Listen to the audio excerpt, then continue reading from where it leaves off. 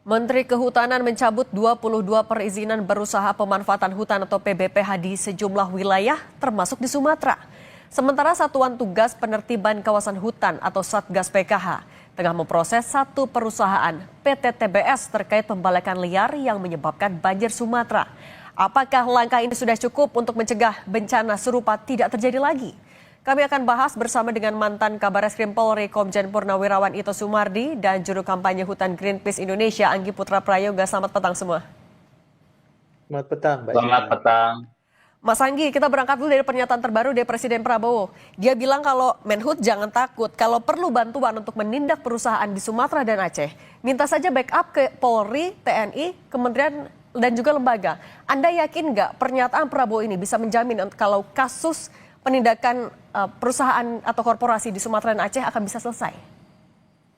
Ya, seharusnya juga memang multi door enforcement itu penting memang ya, tapi memang kredibilitas penilaian publik juga itu banyak dipertanyakan karena memang kerusakan hutan yang terjadi itu berdasarkan izin-izin yang dikeluarkan oleh Kementerian Kehutanan sendiri dan bisa juga memang ada peluang-peluang illegal logging, tetapi memang yang harus betul-betul independen adalah bagaimana menilai kerusakan hutan yang terjadi di tiga provinsi ini. Kami menilai bahwa ini bukan hanya soal izin-izin yang dikeluarkan oleh menteri baik secara legal ataupun operasional yang ilegal gitu ya, tapi bagaimana ke depan multi door enforcement yang dibentuk itu ada kepolisian, kemudian ada Kejaksaan Agung juga, memang di Satgas PKH begitu, memang harus bisa menyentuh akar dari permasalahan dalam tata kelola hutan, yaitu bagaimana Kementerian Kehutanan mengelola wilayah yang ada di Sumatera ini tidak berdasarkan perspektif DAS, begitu ya, daerah aliran sungai, tapi melainkan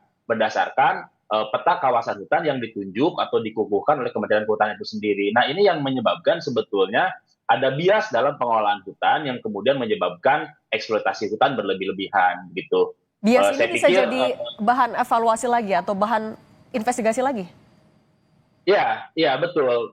Dalam konteks ini memang harus ada perubahan kebijakan yang secara total atau secara menyeluruh begitu dalam implementasi pengelolaan hutan di Indonesia.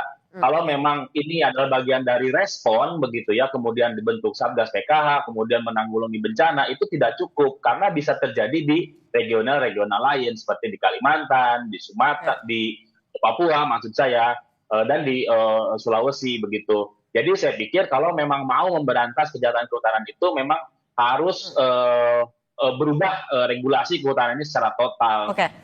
Oke, itu regulasi. Kalau Pak Ito, bagaimana seharusnya Kapolri bisa menerjemahkan jaminan tadi, instruksi Presiden tadi, agar pengusutannya bisa tuntas dan cepat?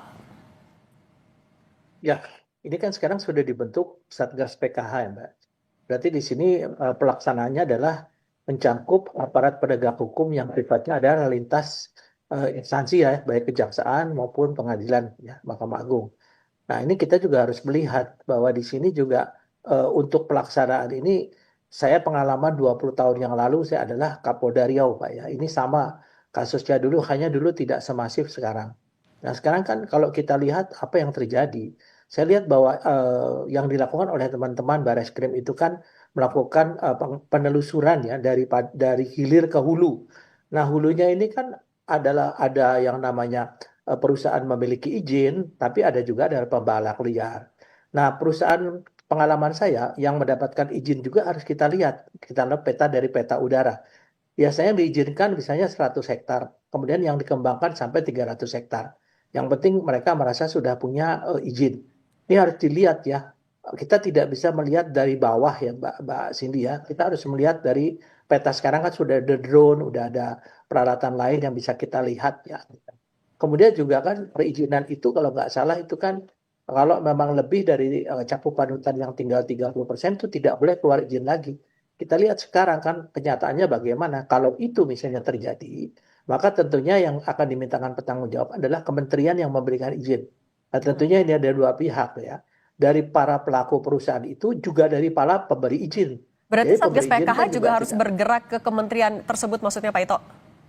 Betul, betul. Saya juga sudah koordinasi dengan Bapak Kabarekrim ya. Karena kebetulan saya di Penasihat Ahli Kapolri, pengalaman saya dulu menangani Satgas penanganan ini. Kemudian juga moratorium ya. Moratorium itu juga harus kita kawal, Mbak. Karena pengalaman saya moratorium itu juga pada akhirnya juga setelah orang lupa kembali lagi dikeluarkan lagi perizinan, sehingga untuk moratorium ini betul-betul harus bisa sampai dengan hutan itu tumbuh kembali.